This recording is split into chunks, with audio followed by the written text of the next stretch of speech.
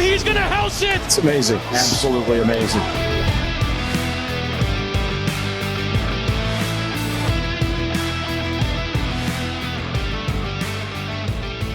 What's going on, everybody, and welcome to another Angle of Pursuit podcast, your fantasy football, sports betting, and NASCAR home.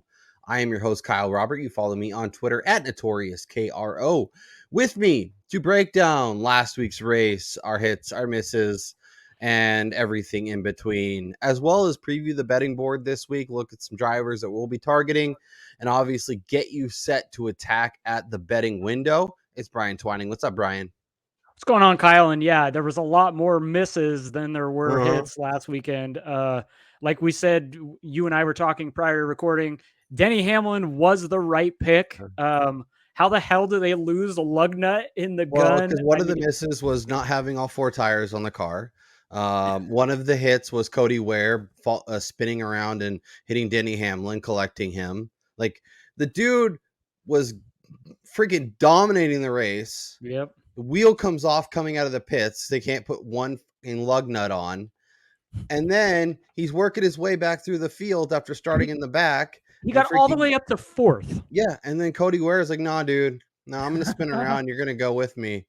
And yeah, so it was then and there. I knew my, our tickets were no longer live. The dude still finished 21st despite all of that nonsense. But yes, it was a very, very frustrating race. Obviously, we talked a little bit about our boy Austin Cindric, who we were all over, just like with the Sunday Monday thing. And listen, I'm all for day racing now that I work from home, but the fact that this race got postponed to Monday, I think played into Cindric spinning out with a little bit colder tires, having to restart the race earlier in the day on Monday. That killed my betting card. AJ Allmendinger was running really well, right near that top 10 mark. And then he too ran into some contact. Like, it just wound up being an overall day. And of course, Chase Elliott, somebody we skipped over, winds up finally winning a race. Yeah, I'll show you on the DFS side. I did find a way to get a little piece of him because I sometimes I go, well, if I'm missing it this much, maybe I should put a little share into my lineups. We'll figure that out. It was a different race though. Like when it was Sunday, the track was a little more moist. The tires were getting a little better traction, and then on Monday, obviously completely different. Sun was out, the tires were wearing differently, and the race kind of ran differently. Let's run through some of our results, as they say, and we'll go through it. And as Brian and I are, the number one thing we're trying to do is be as transparent as possible. We're not trying to hide anything. We're not trying to pretend we're something we're not. Here's our DFS lineup. This is the one we put together, Brian. As I told you before the show, we did an improvement as instead of three of our drivers failing to finish, we only had two of our drivers fail to finish. So that was progress, ? As you can see, Allmendinger did okay, but until he didn't do okay. Our boy Cindric, who we're all over, feeling really good about that. I like our percentages too. Like, nobody's super heavily owned. Obviously, there was, and this was smart because William Byron didn't have that great of a race, and Kyle Larson was solid, but not so good that you couldn't make up that difference. I'll show you his production here in a minute, but I feel like we're on the right track. I feel like we're trending in the right direction. The hits are not coming as much as we'd like, but that is okay. We will get this. Even just look at Martin Truex Jr., like what he was able to do. He only made up 6 different spots, but he was running inside the top 10 the majority of the day. He made it all the way up to 3rd and 4th. He led 5 laps. He had 56 fastest laps. I mean, he was the right call up until that last couple of laps there. And then, he wound up finishing 12th because of an aggressive move by Ross Chastain. And then Denny Hamlin, like we said, he was on pace to lead well over 100, 150 laps, probably run away with this thing. Yeah. So, I mean, the calls were correct. Even Cole Custer, he made up half of his starting position. Like, that was my best call of the week. Unfortunately, they don't make top 20s because that would have been one of my best bets. Yeah, but definitely. None the difference. A couple other ones I put together. As I mentioned, I did get some Chase Elliott exposure in my life. I added the Truex, which was great. Eric Jones was super solid. starting 25th, ended up finishing in the top 10. Cole Custer, great race. Almirola was fine. Tyler Reddick, not so much. I feel like this lineup had the nuts, and I think if I put a different driver in Reddick's spot, I'm feeling so much better. And I hemmed and hawed about putting him in. But he felt like a guy coming in that was in a good spot and just couldn't get the car around the track at the end. I feel like that was a good point right there. If you would have maybe had an Alex Bowman who he didn't really make any movements or he didn't get any movement points, but he ran a pretty damn good race. I mean, he finished, what was it, 5th, 51 points, DK. Like, that's a solid day for somebody that was only owned 21%. I mean, you would have saved a few percentage points on ownership, got a leg up on a lot of people. Like, that's those are some interesting drivers each week. Yep. And then, as I mentioned, Kyle Larson was fine, 46.5 points, but you won a little more from him starting third. And then William Byron, he was up in the top 5 at one point, and it was looking like a guy you had to have. And then he ended up finishing 22nd and only scored 30 points. And while obviously not terrible, was fine. And doesn't, for what his salary was asking you to do, you could get Eric Almirola for the same price, basically the same points. So, Cole Custer outscored him. Harrison Burton was only a couple points off him. So there's a lot you could have done with that salary. And I mean, look, 40% owned, 37%. And then if we go back, Martin Truex starting 20, outscored both of them, 20% owned. Cole Custer, 19% owned. So, those little tweaks make a big difference. If Cindric had a day, man, we would have been in the money for sure. Yeah. Denny Hamlin was only 13%. No one in any part of Denny Hamlin. If he had they obviously the didn't race watch the won, show and understand the tidbit of the guy starting second. If he had won, oh man, it would have been nice. And we'll flip over and look at the bet tracker. As you can see, a total bloodbath over here. Disgusting. I don't know. Hamlin should have cashed for us. Cindric, maybe not one, but I feel like he was in a prime position to have a nice day. So it was a frustrating week. We're not doing so hot, but you know what, Brian? And let's just say I conveniently forgot to tally up the show bets because Kyle won yet another one. So for this weekend's finalized betting show, I will have it tallied up and we'll see how bad Kyle is dominating me in our show bets. Yeah, I mean, the season has gone to shit for both of us. Despite it feels like we should be doing a little bit better. I mean, you've hit a few winners. I've hit one or two. We also have our season bets, which I mean, we already have our Austin Cindric over. I need to fix that. That's why, because I added a bet in here. Plus, we have our Ross Chastain futures 60-1. I believe you didn't add it, but I did. Ross and then we're both holding Chastain outrights at 50-1. So 50-1, yeah. Loving our position there. I think we're in a great spot. I think Ross has shown the ability to dominate at like pretty much every track we've been to and be competitive and win different styles and things that are going to be crazy important as we talk NASCAR playoffs. And, it's going to be a lot easier for him to survive in advance. So, well, what's interesting about that too, to that point, we heard Mike Joy and Clint Boyer both make that statement this past Sunday, is that Ross Chastain has transitioned from somebody who was good at a certain amount of tracks, and now he's just an overall great driver, performing really well everywhere we go. So, I mean, if you're still fading the Watermelon Man, I don't know what you've been watching, but you're behind the 8 ball here. You know that if Ross Chastain wins the Cup championship, we're getting watermelons and filming videos of us smashing them somewhere, right? Oh, you bet your ass we're doing that, considering you quicker than me, but we've jumped on the bandwagon fairly early on this season, and each week he's pretty much a shoe-in for a top 10 bet. Even looking at the odds this week, you'll see like even the books haven't quite fully adjusted yet to how well he's driving. Right. And with that perfect transition by my co-host. We will jump into it, and we'll look at the odds this week. I'm going to load them all up here so we can see where we're at.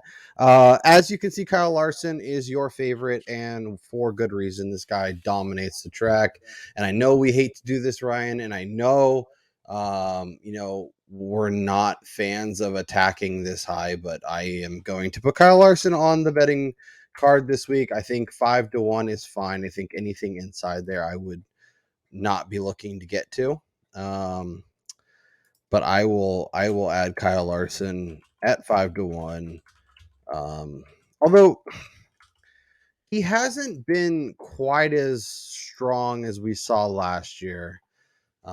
Still been great, and obviously is an elite driver for a reason, is placed where he is in the betting card for a reason. But I think we had a little bit over exaggerated expectations, I think, from how impressive he was. He could still be an amazing driver down the stretch, win all the races, go over his race prop. He's obviously got his win, so it's not like he's, underwhelming in any sort of, realistic scenario. But for a guy that was as incredible as he was a season ago, it's been interesting. And obviously the new cars helped and kind of opened up the potential for lots of guys to win races, to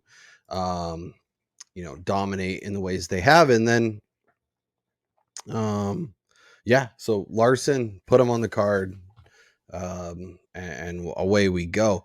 For you, as we kind of start maybe inside the 10-1 and up, 12-1 and up, we'll cut it off at Byron. That sounds good. We got Larson at 5, Truex at 7-1. Yeah, the winner from last week, Chase Elliott at 8, Denny Hamlin at 8, Kyle Busch at 10, and William Byron at 12. What say you? What are your thoughts? Where's your head going? Are you targeting any of these guys? Well, I mean, I'm going to go back to him again this week, and that's Denny Hamlin at that 8-1 number. Yeah. He's won here 3 times over the last 10 years. Dude has just been absolutely dominant here. He's only finished outside the top 10 twice in the last 10 races. I mean, what else do you want from this guy?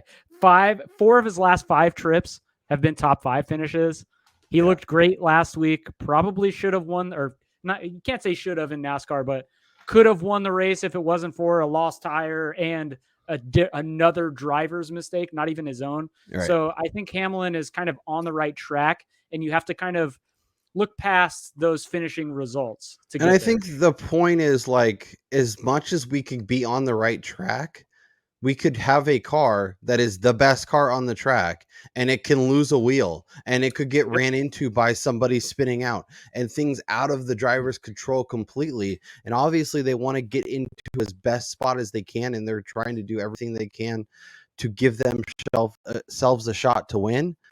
But there's only so much he can do. As you mentioned, dominant at Darlington, won his last trip here, 2 top 5s, or 2 5th place finishes, 2 first place finishes, and a 13th in his last 5 trips. That is absolutely incredible.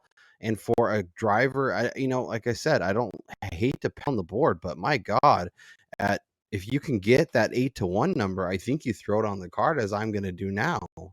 Well, and then like you said, he finished 13th, but outside of that, he's only finished outside of the top 13 once in the last 10 trips. So it's not like he's not always near the front of the pack here. And the fact that he's going to be minus his, I think it's his crew chief has to miss a few races. That doesn't really bother me.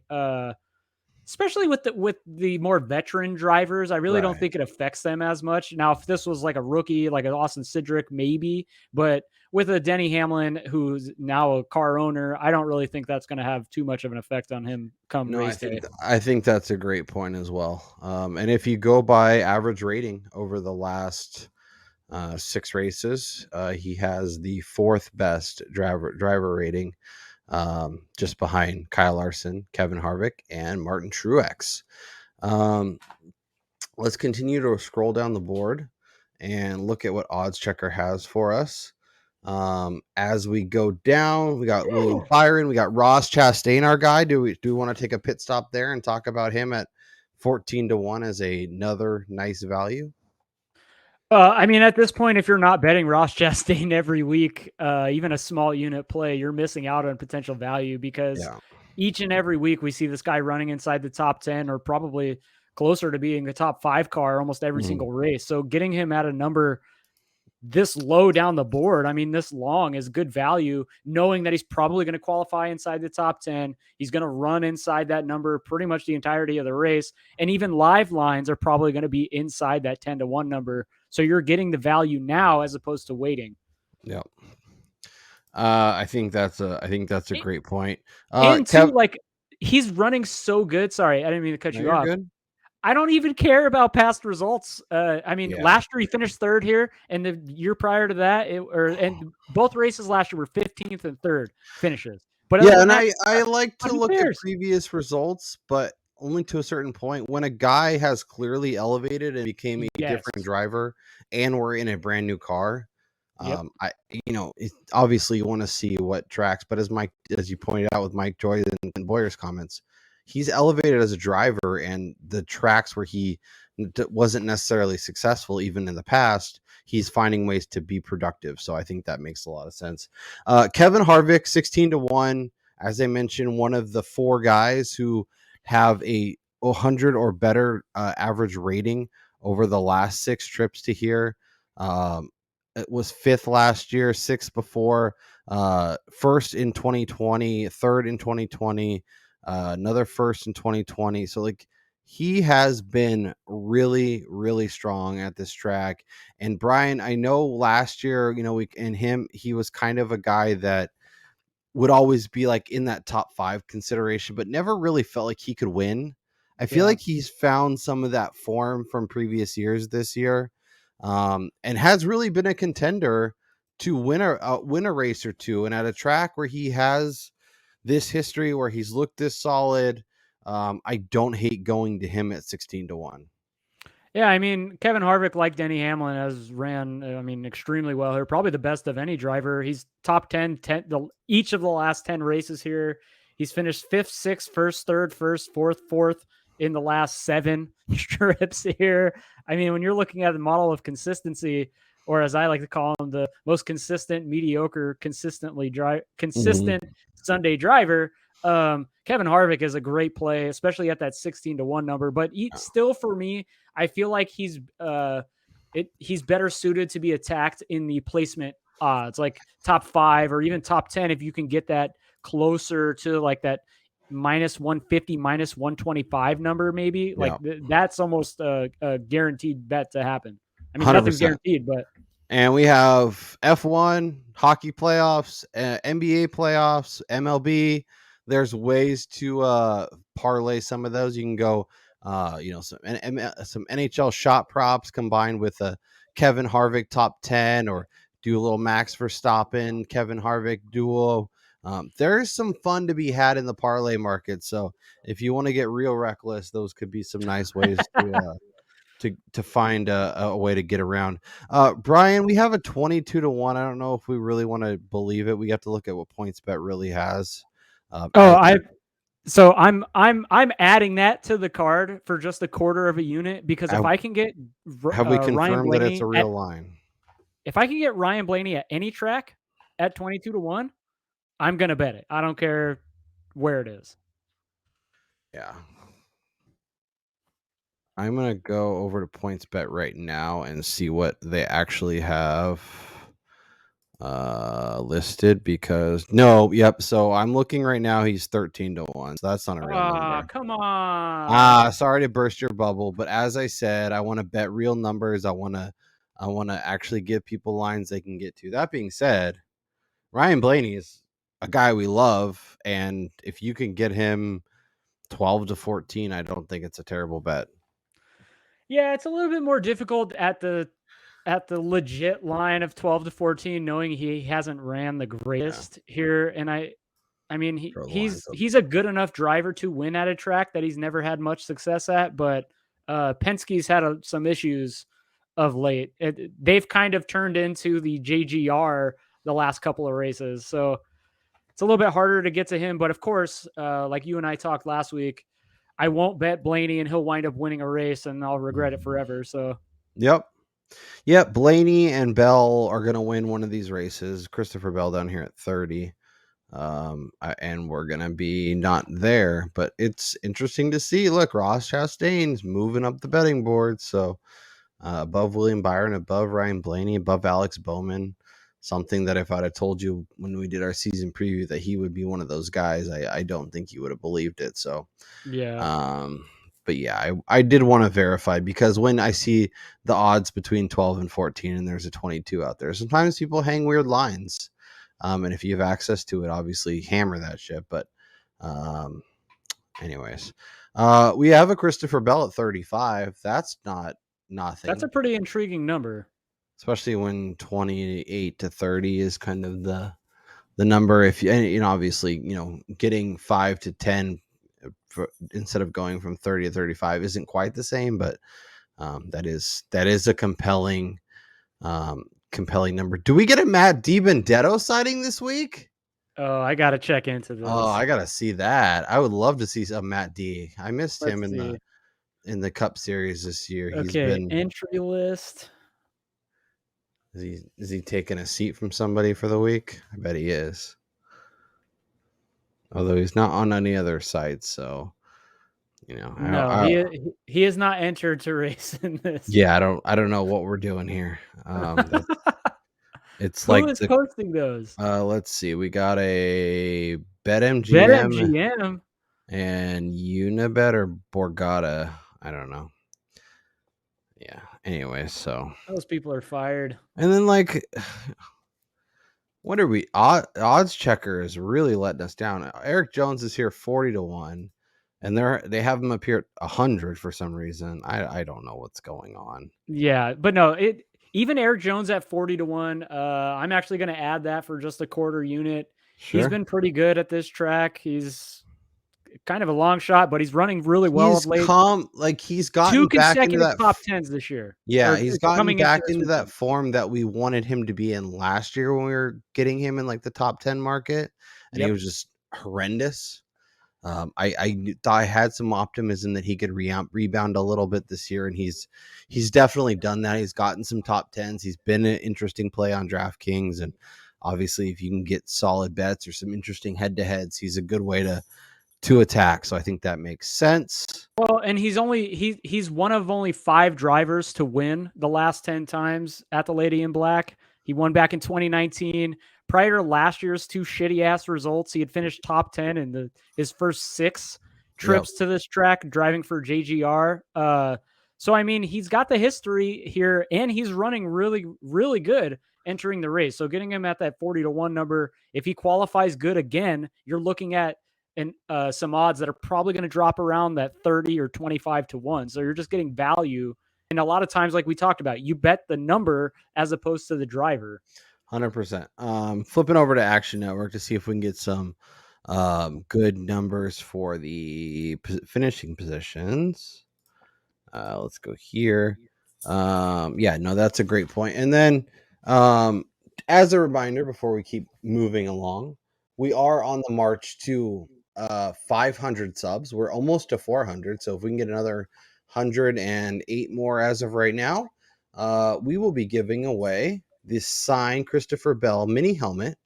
And Brian's got all of his fake accounts in there so he could try and win it for himself. But no, we'll be running a giveaway at 500 subs if we can get there before the NASCAR playoff. So please consider subbing if you have not already done so. If you have, make sure you hit the like. Make sure you tell a friend if they enjoy NASCAR content, betting content, any of that kind of stuff. Send them our way, please. And in the comments, this is throwback weekend. They're doing all kinds of rad paint schemes. Vintage Dale Jr., vintage Jeff Gordon, Mark Martin. Let us know your favorite paint scheme for this weekend. Brian and I are going to hit a few of our favorites on Saturday when we record after qualifying. But let us know what you're thinking. What paint scheme are you really excited to see? I'd love to see an old school Terry Labonte, Kellogg style. That was one of my guys growing up. So very cool. So let us know. We'll recap a few of our favorite odds and talk about a few of the ones you guys mentioned as well. So please do that. Let's look at the top 10 market, Brian, and see if we can't find value. It looks like we may be in for a little bit of a hard time as remember we talked about this a couple weeks ago. Like the sites are becoming a little bit cautious with their top 10 numbers, especially. Like I tried to give them the benefit of the doubt with like Masters Week or with some NFL draft stuff. Obviously hockey playoffs are going on, so I understand there's a lot to get to, but we're gonna need some finishing position. All right, well, it looks like we have top threes and top fives. Let's see if we can get a top. I think DraftKings is one of the few. Okay, we got BetMGM top. Let's look at top fives. Kyle Larson minus 140. Denny Hamlin plus 100 to top five. That will go on the card. Thank you. I think that makes sense as a guy that, I don't expect his wheel to fall off most weeks. And even without his crew chief, I still think it's a fine bet. So I will be taking Denny Hamlin on the top five market, especially at even money, basically. I think that makes some sense. Chase Elliott, you can get a decent number there. Kyle Busch, William Byron, Ryan Blaney. Any of these compelling options to you, Brian? Anyone you're falling over yourself to go add on the top fives? I mean, of those guys, like we talked about, Ross Chastain, he's just been so damn good, getting almost 2-1 on a top five where he's been pretty much hitting almost each and every week. That's a good value. Kevin Harvick to me at 2-1 to top five here is a good number to jump on. I actually have Harvick at minus 125 on our favorite offshore to top 10. Nice. So if you can find that kind of value, like I said, close to even money on Harvick to top 10 should be a shoe-in to happen. So I like that call quite a bit. Harvick is going on the card for me. I like him a lot this week, and in the top five market, getting 2-1, I think that makes a ton of sense. I wish Chastain was just a little better. I wish it was more like 2-1 plus 190, something like that. I would probably be on it. I might keep an eye on it. If he doesn't qualify as well as people expect, maybe I can get a little bit better number when we talk again on Saturday. Wait, so you're telling me you're not fully in on Chastain yet? Brian, are you going to really back me into a corner where I have to bet him? Because I will. I'll do that. I mean, like, what else does this guy have to do? Nothing. 175 going on the card. He's finished top five 3 of the last 4 races, and 1, 2, 3, 4, 5, 6, 7 of the last 9. Is that good? That sounds good. That's pretty effing good, man. I don't know. It might be a little too good. He might be due for some regression. But that's what I'm saying. It's like, so basically he has won, he finished 19th at Richmond. So it's almost boom or bust with Chastain. He's either running inside that top 5 number or he's not top 10ing. Yeah. Joey Logano, I know he's your arch nemesis. Gross. He was a mess last week. Yep. Do we think, he's having issues with his car, or do you think this is something that going the next couple of races while I figure out what's going on, we should be looking to fade him in outrights and target against him in head-to-head matchups? I mean, when you looked at last week's race, you saw all 3 Penske cars really struggled. I mean, Cindric spun out, Blaney kind of faltered late. He had some issues, and then Logano had probably his worst race ever there. And like I said, it's almost as if they took over the mantle of JGR struggles. As much as I dislike Logano, he in the betting realm, I mean, not as a driver, but he's too good to have an extended period of racing like this. So anytime you can get good value on drivers like him, I think you jump on that before the books, recorrect where their odds probably should be. But I'm not willing to go to top 5s for him yet. Like if you can get him at a better number on the top 10 right now because he's struggling, I think that's kind of the route you take with a little. Yeah, I'm gonna wait till we get top 10 bets, but Eric Jones top 5 at 6-1 is going on the betting card. He is absolutely compelling. You made the case for him, of course, in the outrights. But I'm looking at his numbers a little further. Last year, with RPM, it was a mess. He was 18 and he was 32nd in his 2 runs here. But before then, he started 30th and finished 4th. Started 13th, finished 5th. Started 20th, finished 8th. Started 15th, finished 1st. And started 7th and finished 8th. And then with his front row, he started 10th, finished 5th. So this is a guy who's finished inside the top 10. And every time he's ran this track outside of last year, which we are acknowledging was a dumpster fire and has shown that he is not in that car anymore. That car was a mess. They made some improvements. Obviously, the team's in a better spot this year. So I'm on Eric Jones, 6-1 to top 5. I will look at that top 10 market when we have odds that will go on the card as well. And I think I'll be looking at some head-to-heads and stuff with him too, because I don't think he'll be valued appropriately in the outright markets. And so I actually grabbed Eric Jones in the top 10 market again at our favorite offshore because it was one of the only places I could find it at plus 150. Okay. I mean, plus money, top 10 for a guy who's been as good as he is. I think that will be ideally, though, I will say it's probably a little bit short of what you're going to see when the local sites drop their odds, as the offshores tend to get a little short on some of these. But I'm expecting closer to like 175 or so, maybe for him at a top 10. I'd be good with that. Eric Jones, there's a 50 hanging out there. Is that good enough? I don't know if that's good enough I don't know if he's ready to win. I think, man, that 50 is tempting. Where do you see a 50? It's at Caesars. Ooh, Once again, we can do a little verification to make sure it's an actual real number.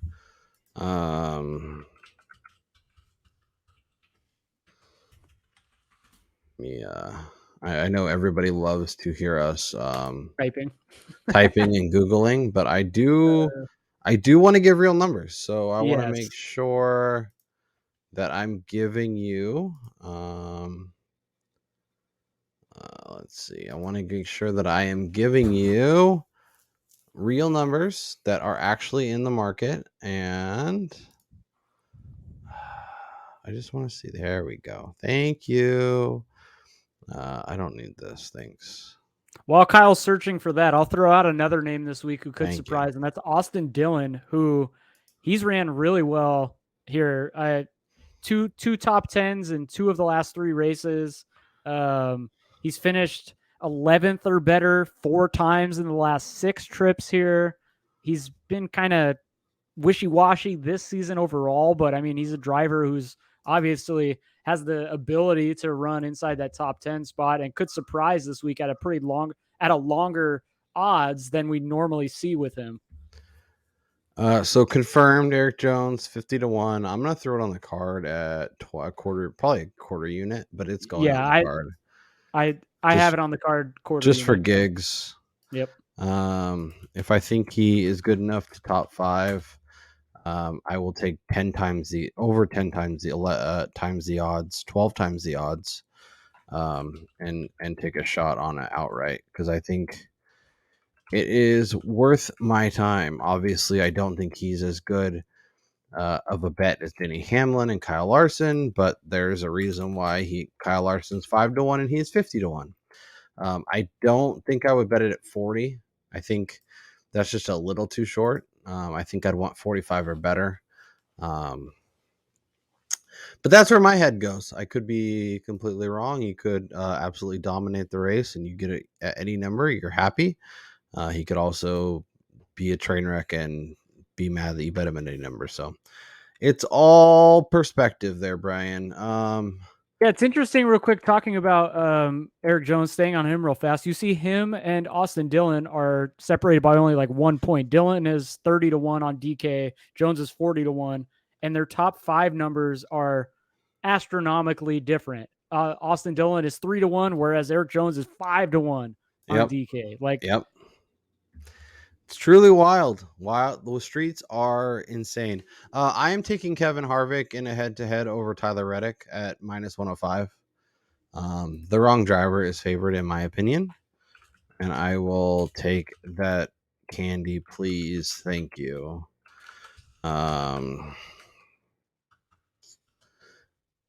Any other interesting ones?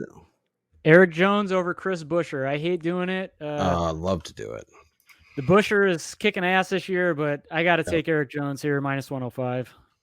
Yep, I like that one as well. We did a whole soliloquy about him winning and our bets and all this stuff. And of course, we're all going to be on in him and know what's going to happen. About lap 35 of the race, he's going to be parked on the side of the road and not able to finish. So that should be fun. This is interesting. And no, I will not make this the show bet. Huh?